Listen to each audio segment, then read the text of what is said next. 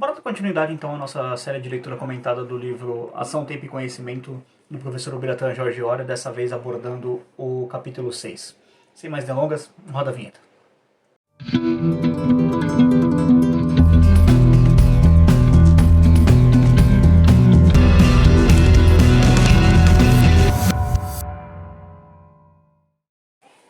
E aí pessoal, beleza? Bem-vindos ao canal Libertário 013, o meu nome é Caio. Esse é um canal de viés auto-libertário, eu falo sobre economia, filosofia, política e ética por essa perspectiva. O vídeo de hoje é para tratar do capítulo 6, que se chama Moeda, Capital e Tempo na Teoria Macroeconômica, que é o livro dos protocervos, Ação, Tempo e Conhecimento do professor Ubiratan Jorge Ora.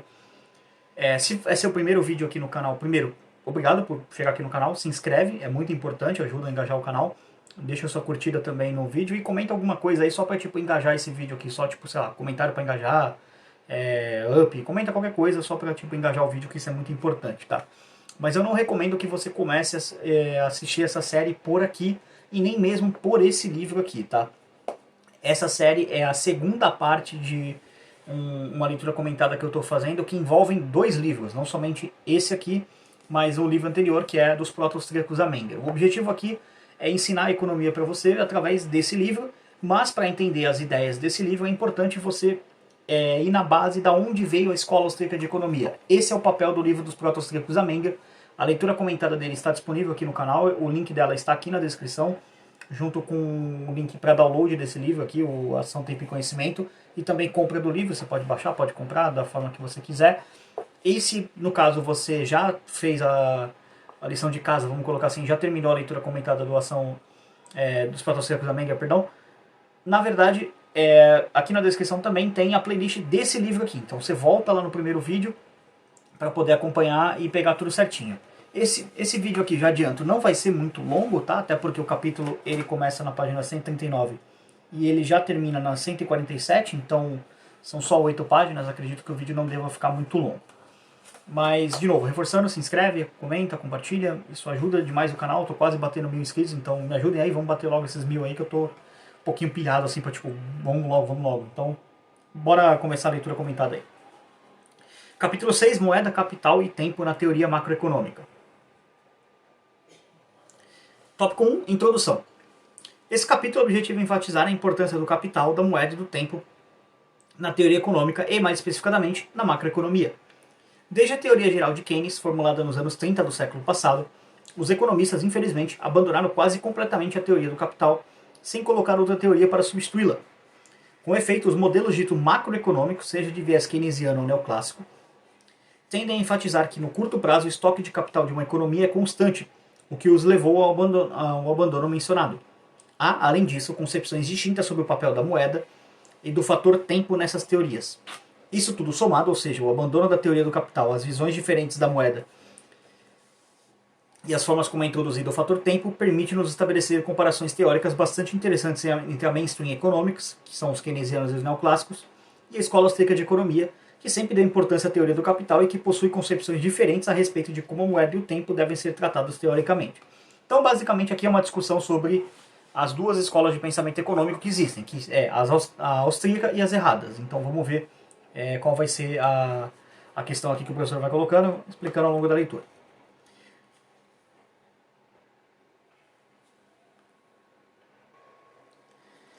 As ideias aqui expostas não são de nossa autoria, embora as endosse integralmente, mas do professor Roger Garrison, da Universidade de Auburn, nos Estados Unidos, um economista austríaco bastante criativo que tem se dedicado a estudar a teoria austríaca dos ciclos econômicos, modernizando-a e procurando compará-la com as diferentes visões da mainstream economics. Neste capítulo apenas as explicamos, fazemos alguns comentários adicionais. Garrison observa que podemos de início ancorar as proposições macroeconômicas no binômio tempo/moeda. As doenças macroeconômicas originam-se nas formas especiais de interação em uma economia de mercado desses dois elementos, que constituem a universalidade ou os denominadores comuns da teoria macroeconômica. O reconhecimento explícito desse universo proporciona uma comparação bastante rica entre keynesianos e monetaristas. Os primeiros negam a possibilidade de soluções de mercado para as doenças macroeconômicas, enquanto os segundos tendem a negar as próprias doenças. A teoria austríaca situa-se entre esses dois extremos. Então, basicamente, os keynesianos acreditam que o mercado não consegue resolver as suas próprias crises. que existe um mecanismo inerente no capitalismo que causa crise, então é dever do governo resolver os problemas. Por isso que o governo contrata keynesiano a rodo para fazer pseudo-pesquisa econômica, porque o keynesiano escreve o que o político quer ouvir, basicamente, que é tipo, o austríaco, isso foi o grande debate do Hayek com o Keynes, tá, trazendo um contexto, e sim, existia um debate do Hayek e do Keynes acerca do que fazer em relação à crise de 29. Bom, as proposições do Hayek e do Keynes foram basicamente a seguinte. Perguntaram pro Keynes, Keynes, o que tem que fazer aí para resolver essa crise? Cara, tá uma crise ferrada aqui, tá tudo quebrando, o que a gente tem que fazer? A abordagem do Keynes foi tipo, então, isso aconteceu porque deu um descasamento ali, isso aqui, interfere mais aí que resolve. Isso aí soou como música pro ouvido do político. O Keynes, perguntaram pro Hayek, Hayek, tá uma crise aí, o que o senhor sugere aí para resolver esse problema? Ele falou, só está acontecendo essa crise porque vocês interferiram no mercado anteriormente, então a solução é, fica quieto, não faz nada, deixa tudo quebrar, deixa tudo sangrar, vai ficar tudo bem, calma. Bom, não precisa nem explicar quem que obviamente os políticos ouviram, né?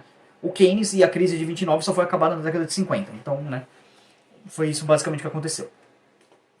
Então, a parte dos monetaristas, eles acreditam que nessa parte aqui que o professor coloca, né, que não tem doença macroeconômica, então eles negam a existência. Então os austríacos eles estão no meio termo porque sim, eles acreditam que o governo interferir causa problemas, mas também não dá para negar que existem problemas numa economia de mercado, no sentido que assim, problemas podem acontecer, simplesmente sem que o governo interfira, sem que nada aconteça, simplesmente alguém pode fazer um investimento ruim, porque apesar de seres humanos agirem para sair de um estado de menor satisfação para um de maior satisfação, que é a base da praxeologia, não quer dizer que uma ação humana, no sentido praxeológico, ela vá atingir o seu fim, porque simplesmente um investidor pode fazer um investimento ruim e a empresa dele quebrar e tá tudo certo. Não tem nada de errado, de criminoso nisso, tá? Mas vamos lá, vamos para o tópico 2. O universo da teoria macroeconômica. Existe um mercado de tempo e um mercado de moeda, e esses dois mercados, tanto se forem isolados conceitualmente ou interagindo no mundo real, é que dão origem a todos os fenômenos que se convencionou chamar de macroeconômicos. A escola austríaca é a única a reconhecer explicitamente a natureza universal do tempo na teoria econômica, ao propor que todas as escolhas são feitas com um olho no futuro e levando em conta uma memória que as liga ao passado, e todas as ações humanas são escolhas levadas a efeito no tempo, em ambiente de incerteza genuína, em que os mercados são considerados como processos de permanentes descobertas e procedimentos de erros e tentativas. O que isso quer dizer? Que basicamente o erro de um empreendedor, dentro da concepção austríaca, ele gera uma informação sobre aquele erro. Então, tanto esse próprio empreendedor, ele pode aprender com seu próprio erro, quanto um outro empreendedor pode olhar para isso e falar, pô, esse cara fez errado aqui e tal, não deu certo. Pô, e se eu ajustar um pouquinho para cá, mas fizer uma coisinha aqui diferente e tal, talvez um marketing melhor e tentar. Pode dar certo, pode dar errado. Se der errado, um terceiro empreendedor pode aprender com o erro dos dois e aí sim conseguir fazer a coisa funcionar. Mas isso aqui é uma coisa que tem muito na escola austríaca e nos livros de mainstream economics aí, eles basicamente ignoram completamente o empreendedor. O empreendedor é só tipo algum idiota qualquer ou sequer é mencionado. Então, nesse aspecto, a escola austríaca é muito superior. Analisar uma economia de mercado nada mais é do que identificar ações individuais que originaram os fenômenos do mercado, mas sabendo que o tempo, literalmente, é o meio através do qual essas ações transpiram. A prática comum na microeconomia, particularmente nas teorias walrasianas de equilíbrio geral, de limitar os problemas a casos de economia de trocas, não passa de uma tentativa de abstração do elemento tempo. O sabor macroeconômico distingue-se da análise do equilíbrio geral pela atenção que procura dispensar ao fator tempo, associando-se com as decisões de produção. Essas considerações com respeito ao tempo são feitas na tradição de Chicago por meio dos conceitos de custos de informação, na tradição keynesiana por meio dos conceitos de viscosidade e de rigidez, e na tradição austríaca iniciada por Karl Menger pelo conceito de estrutura de capital. As teorias macroeconômicas alternativas, cada uma à sua maneira, consistem em tentativas de explicação do comportamento de indivíduos em seus intuitos de, como o próprio Keynes escreveu, defeat the dark force of time and ignorance which envelop the future, ou seja, derrotar as forças sombrias do tempo e ignorância que envelopam o nosso futuro, que envolvem nosso futuro, acho que seria a melhor tradução. Tal como no tratamento do fator tempo, a forma como a moeda é introduzida nas diferentes teorias, seja como um ativo financeiro, seja como um hedge contra taxas de juros que tendem a subir, seja como um meio de troca, explica boa parte das principais diferenças entre as concepções alternativas. Tempo é meio de ação, moeda é meio de troca. Os dois em conjunto servem para definir a análise macroeconômica. Se as trocas intertemporais e interpessoais pudessem ser isoladas em uma economia de mercado, a macroeconomia convencional, como sugere o professor Garrison, seria fortemente redundante, e nesse caso a teoria do capital de Cambridge, que se abstrai de trocas interpessoais, e a teoria do equilíbrio geral walrasiana, que se abstrai de trocas intertemporais, resolveriam adequadamente os principais problemas. Mas é precisamente essa interseção dos mercados e do tempo, interseção dos mercados de tempo e da moeda, que se constitui na principal questão macroeconômica. 3. Capital e tempo. William Stanley Jevons, que é um dos caras que fundou a Revolução Marginalista, tá? Não foi só o Karl Menger, foram outros caras também, já afirmava que uma das maneiras de se concretizar a noção de mercado de tempo consiste em reconhecer o aspecto temporal essencial dos mercados de bens de capital em sua concepção mais ampla. Menger, como sabemos, introduziu em seu livro seminal, que deu origem à escola austríaca, a ideia de bens de diversas ordens, em que ordem denota uma relação temporal entre um bem de capital e o eventual bem de consumo que esse bem de capital contribuiu para produzir. Dando um exemplo besta aqui mais simples. Bem de consumo, pão. Bem de capital, sei lá, a máquina que colheu o trigo, o forno que assou o pão, pra vocês entenderem.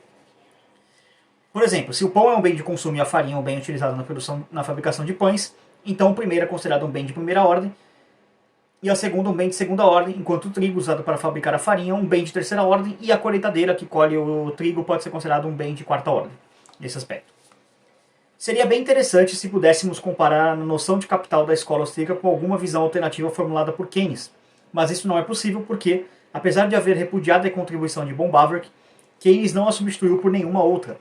Assim, o keynesianismo representa um perigoso desligamento do pensamento macroeconômico das importantes questões relacionadas com a teoria do capital e representa também, infelizmente, o abandono direto das abordagens que têm o objetivo de lidar com o fator tempo, caracterizadas por aquela famosa frase que, no longo prazo, estaremos todos mortos. Então, Keynes ignorava completamente isso. Uma afirmativa bastante infeliz que produziu efeitos desastrosos na teoria econômica e na prática, de fato, isso aqui é inegável. É claro que sua teoria requer algum tipo de especulação em relação ao futuro, mas quando o espírito animal dos investidores keynesianos é colocado diante das forças obscuras do tempo e da ignorância, essas parecem vencer sempre. Essa característica da teoria keynesiana e da macroeconomia em geral deriva diretamente do abandono da teoria do capital utilizada antes de Keynes para incorporar o mercado de tempo.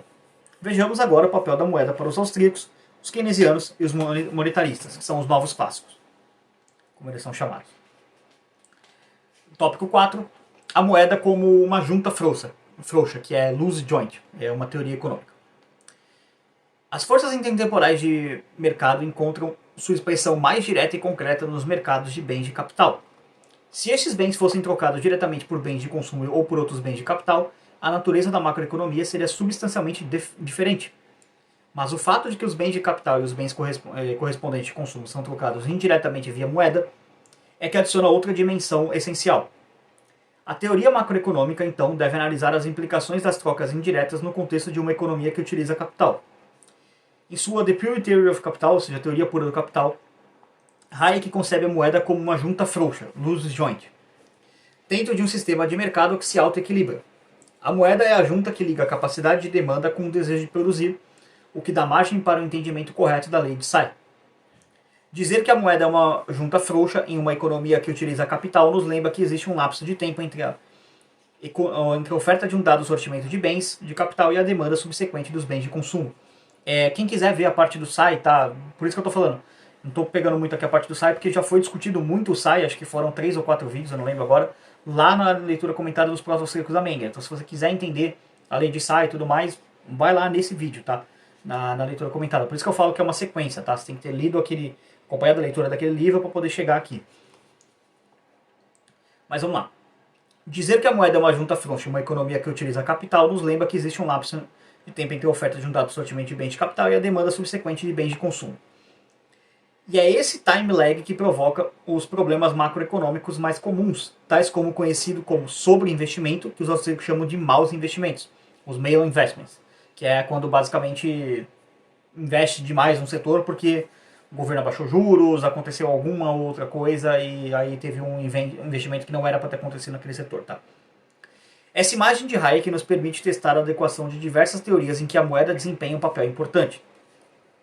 A concepção da moeda como uma junta frouxa sugere que devemos evitar duas construções teóricas polares. Introduzir a moeda como uma junta apertada, tight joint, o nome em inglês, é negar o problema da coordenação intertemporal. Tais modelos simplesmente colocam todas as trocas, sejam intertemporais ou não, em um contexto de equilíbrio geral atemporal. Por outro lado, introduzir a moeda como uma junta quebrada, broken joint, é negar a própria possibilidade de uma solução de mercado para os problemas de coordenação intertemporal. Em um mundo em que a moeda fosse uma junta quebrada, os preços não transmitiriam as informações sobre as alocações de recursos desejadas ao longo do tempo, nem tampouco ajudariam a atualizar essas alocações.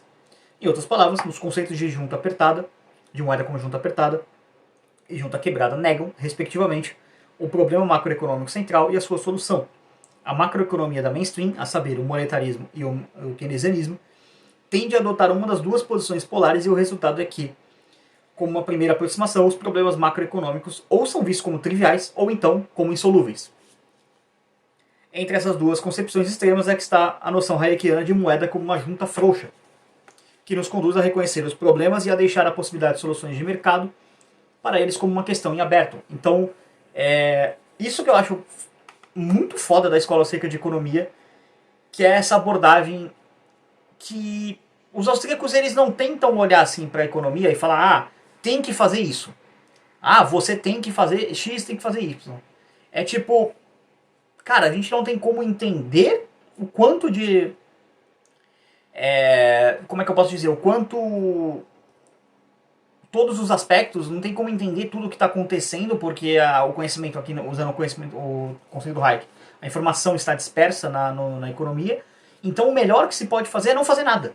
O que acaba sendo um paradoxo, porque quando tem uma crise, o instinto do político é querer fazer alguma coisa. Então a ideia da escola austríaca, por isso que ela não é popular na academia, porque a academia serve para formar retardado para defender o que o governo quer que o governo defenda, que é interferência, controle de preço, controle de capital, todas essas porcaria. Então por isso que a escola austríaca nunca vai ser popular na parte econômica lá de universidade, essas coisas. A gente sempre vai ser meio marginalizado, meio tipo os malucos do rolê, o chapéu de alumínio, entendeu? Porque a gente fala o que o governo não quer ouvir. Quando tem uma crise, o governo quer ouvir que tem que interferir, que tem que resolver o problema. E a gente fala, não tem que resolver nada.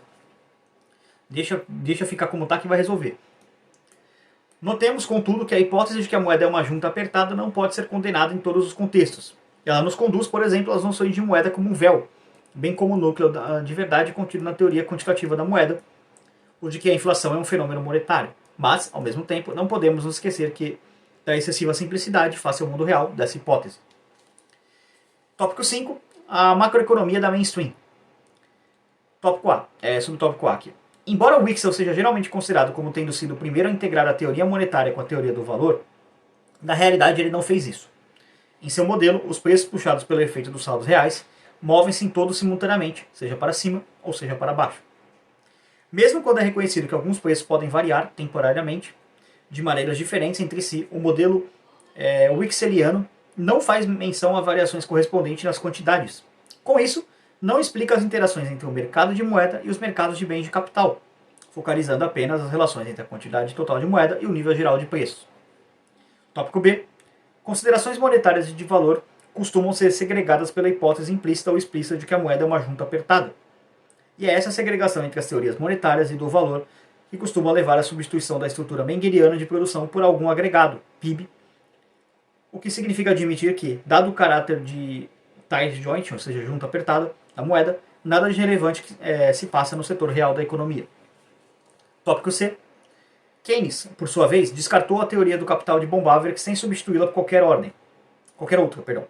Assim, seria apenas por acidente ou desígnio. Teoria geral, edição de 1974, página 28, em oposição a uma ordem espontânea, que a economia poderia atingir a coordenação macroeconômica. Ou seja, com a hipótese de que a moeda se constitui uma junta quebrada, Keynes e os keynesianos, de diversos matizes, sempre acabam descartando a solução de mercado para os problemas macroeconômicos. Então os keynesianos são os que mais defendem intervenção do governo, porque eles não acreditam que basicamente o livre mercado possa resolver problemas. Para keynesianos, eles defendem que o livre mercado causa problemas.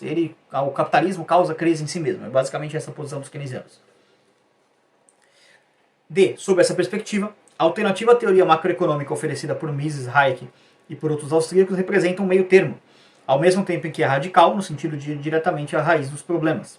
Então, os austríacos também são acusados de serem radicais, essas coisas do tipo. E vamos ao tópico 6, a teoria macroeconômica, e aqui está macroeconômica entre aspas, austríaca. Embora os economistas austríacos rejeitem a macroeconomia, podemos nos valer do termo para efeitos de comparação com as teorias macroeconômicas conhecidas. Entretanto, é conveniente que o usemos sempre entre aspas.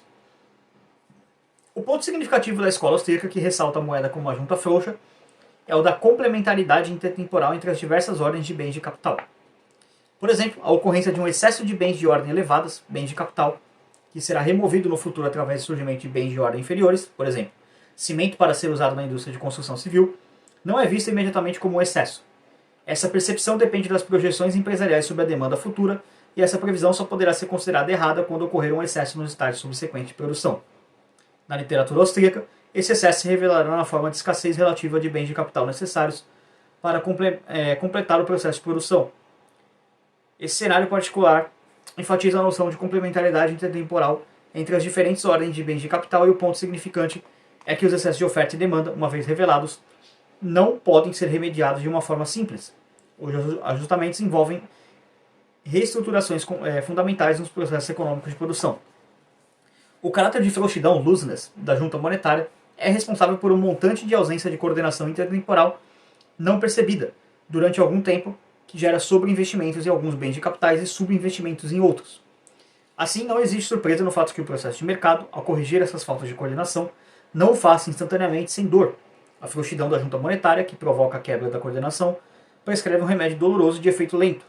A teoria hayekiana é consistente com a visão da chamada escola da public choice, a escola da escolha pública, das decisões políticas, bem como a noção de ciclos econômicos políticos e com a análise friedmaniana da curva de Phillips de curto prazo e de longo prazo.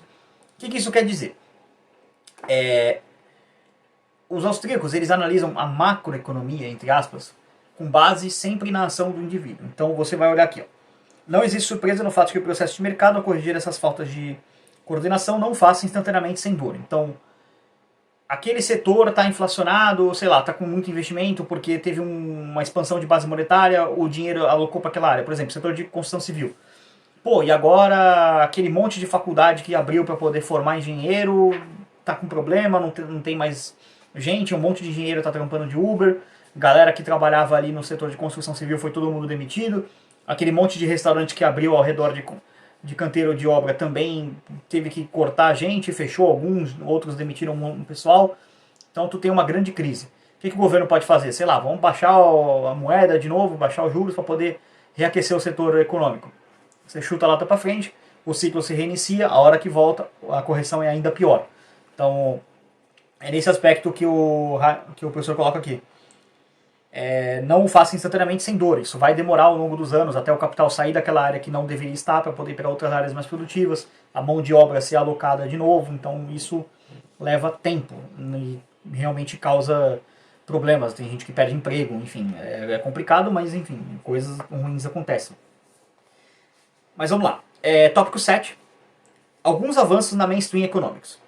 Sugere-nos o velho bom senso que as fronteiras da macroeconomia devem estar sempre entre as duas posições extremas, em algum ponto a ser descoberto entre o curto e o longo prazo.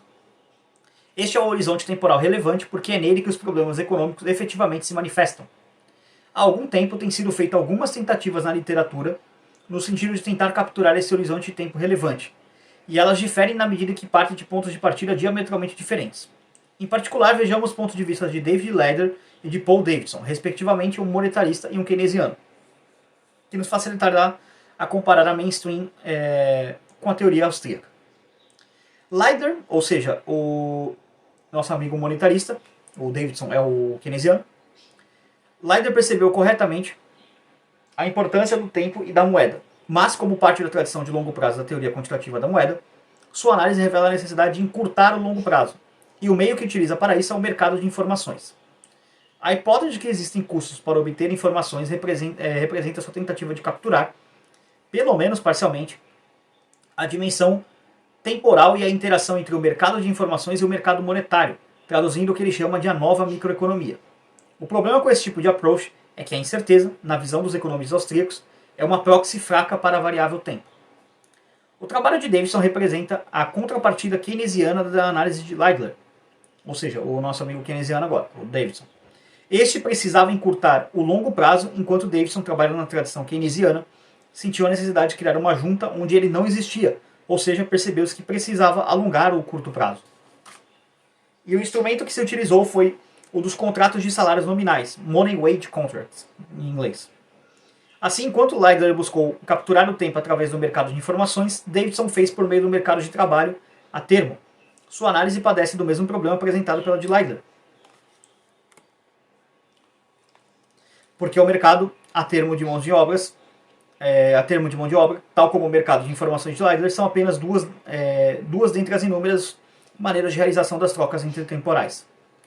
Embora essas tentativas representem esforços de incorporar corretamente as relações entre tempo e moeda, o que as torna incompletas é que ambas carecem de uma teoria do capital, que nada mais é do que uma teoria geral a respeito da natureza das relações intertemporais que caracterizam a economia e do modo como essas relações podem ser modificadas por mudanças paramétricas ou de política econômica. Portanto, a teoria do Money Wage Contract é o meio que Davidson usa para se aventurar no conceito de tempo relevante.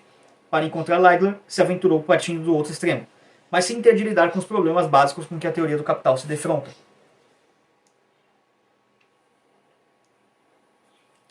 Por último, tópico 8, as conclusões do capítulo.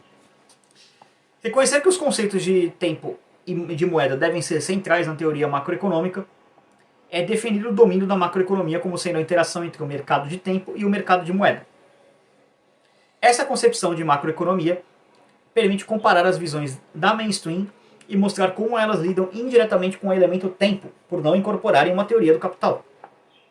A inadequação dessas teorias sugere que o remédio apropriado parece ser o dos austríacos, e que as duas visões de mainstream poderiam estar mais próximas a partir de uma reincorporação da teoria do capital na macroeconomia, por representar o tratamento correto do elemento tempo e, assim, contribuir para um entendimento mais adequado do mundo real, que no final das contas deve ser a principal preocupação dos economistas. A economia real pode ser adequadamente definida, de acordo com a visão austríaca, como ação humana ao longo do tempo sob condições de incerteza genuína, ou seja, não probabilística. E o tempo é um fluxo permanente de novas experiências, ou seja, de ações sucessivas sempre praticadas com o objetivo de aumentar a satisfação individual, fluxo esse que não está no tempo, isto é, no eixo newtoniano do tempo, mas que é o próprio tempo. Portanto, o tempo deve ser necessariamente dinâmico, porque permite associar a memória, vale dizer, o conhecimento, adquirido nos mercados que é permanente e rarefeito, com a percepção que cada indivíduo forma da realidade de suas consequentes ações, e a moeda é o meio de troca, aquele que é usado em todas as transações econômicas. Quando a moeda entra na economia, ela não faz por igual. Por exemplo, uma cédula de R$50 por cada metro quadrado do país.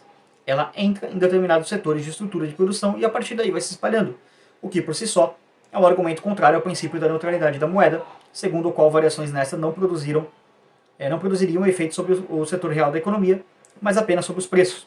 Na verdade, justamente porque a moeda, ao entrar na economia, o faz, para usarmos a imagem de Hayek, como um fluxo de mel sendo despejado em um pires, os preços relativos, formados ao longo da estrutura de capital, ou em linguagem moderna na cadeia produtiva, necessariamente precisam se alterar, o que provoca efeitos sobre o setor real da economia. Somente após todas as mudanças nos preços relativos acontecem, o montículo central de mel termina de se assentar enquanto a superfície plana, tal como a teoria monetarista sugere. Se a nova moeda cai primeiro em mãos de pessoas muito pobres, provavelmente elas irão utilizá-lo para comprar alimentos e roupas, o que aumentará a demanda por esses produtos e tenderá a elevar os seus preços em relação, digamos, aos preços de automóveis. Um perfeito exemplo disso aqui é basicamente o grande evento de 2020, em que esse dinheiro realmente caiu na mão das pessoas mais pobres e você teve uma inflação de alimento em roupas. No sentido assim, de que inflação que aumentou os preços. Mas foi por causa da expansão da base monetária que teve durante o governo Bolsonaro, que imprimiu entidades pornográficas de dinheiro para distribuir para a galera. Então foi por causa disso. Mas vamos lá. Os vendedores de alimentos e roupas, por sua vez, ao receberem dinheiro pelas suas maiores vendas, comprarão mais de seus fornecedores e assim por diante, até que essa moeda nova se espalhe por toda a estrutura de produção. Essa é uma das vantagens que a teoria do capital proporciona, integrada com a teoria monetária. Diante de todas essas considerações, parece claro que os economistas deveriam ter acesso, desde os cursos de graduação, aos ensinamentos da escola austríaca, que oferece insights muito interessantes para uma compreensão adequada dos fenômenos econômicos do mundo real. Na pior das hipóteses, tais ensinamentos servem, sem dúvida, para auxiliar a comparar metodologias utilizadas pelos teóricos das diversas escolas econômicas. Bom, isso aqui dá encerramento ao capítulo 6. Como eu falei, bem curtinho, o vídeo ficaria um pouco menor do que os outros, né, que estão dando na faixa de 1 hora e 15, 1 hora e 20. O capítulo 7 vai ser bem divertido, tá? Que a gente vai discutir a TASSE. Esse capítulo já é bem maior, bem mais complexo. E a TASSE é um elemento fundamental para entender. Talvez eu acabe até dividindo ele em duas partes, não sei. Vamos ver como é que vai ficar, mas ele vem da página... Pra vocês terem uma noção do tamanho dele aí, dando um spoiler, ele vem da 149 até a 173. Então são 24 páginas, talvez eu realmente precise dividir o capítulo aí. Mas é isso aí, qualquer dúvida, crítica, sugestão, elogio, enfim. Se vocês quiserem se manifestar aí, coloquem no comentário. Se você não quiser fazer nenhuma dúvida, crítica, sugestão, elogio, só comenta aí qualquer coisa. Porque, de novo, o YouTube agora está basicamente priorizando vídeos que tem muitos comentários. Então você comentando, você me ajuda, porque engaja o vídeo. Curte também, é muito importante.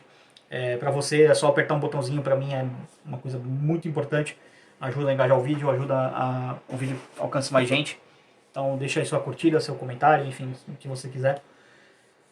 Na descrição tem os contatos para os parceiros do canal, que são a Ana, que é minha designer de thumbs, então as thumbs do canal quem faz é ela. Se você quiser acompanhar o trabalho dela, basicamente segue eu no Instagram, que é o grande portfólio do trabalho dela. Todas as artes que você vê lá de post e os vídeos que eu faço nos Reels, nos Stories, né, na verdade, é ela quem faz. Então basicamente meu Instagram é um grande portfólio para ela. Então segue também no Instagram, né? Já que você já vai lá, já aperta o botão de seguir lá também, me ajuda também. Tem bastante coisa lá no Instagram, zoeira, eu vou começar a produzir mais coisa pra lá também, Reels, enfim, essas coisas. Na descrição também tem o Nathan da Make's English, meu parceiro que dá aula de inglês, então inscritos do canal Libertário 013 tem desconto. Se você não for inscrito, você pode até se inscrever para poder fazer aula com ele, mas você não vai ganhar desconto, né? Então se inscreve aí no canal para poder ter desconto com o Nathan para ainda falar inglês. Também Libertário também dos nossos. Loja Manifesto 38 para você comprar bonezinhos, compra camisetas aqui, ó. Camiseta para você irritar seu amigo comunista, ó. Imposto é roubo, sonegar legítima defesa, fascismo é coisa de comunista. Então isso aí vai irritar bastante comunista, compre uma camisa lá, ajude o canal também. Contato aí também na descrição. E se você quiser apoiar esse canal, você pode apoiar através de Bitcoin, Bitcoin Lightning ou Nano, ou você pode apoiar via Pix através do contato.libertario013@gmail.com. Para esse tipo de conteúdo de leitura comentada, agradeço quem puder ajudar, porque comentário é uma coisa mais difícil, tem que fazer roteiro, tem que pegar, comprar o livro, enfim, dá mais trabalho. Então se você quiser patrocinar o canal e quiser ver mais desse conteúdo, manda aí um dinheiro aí que ajuda bastante. Por esse vídeo é isso. Tchau, tchau.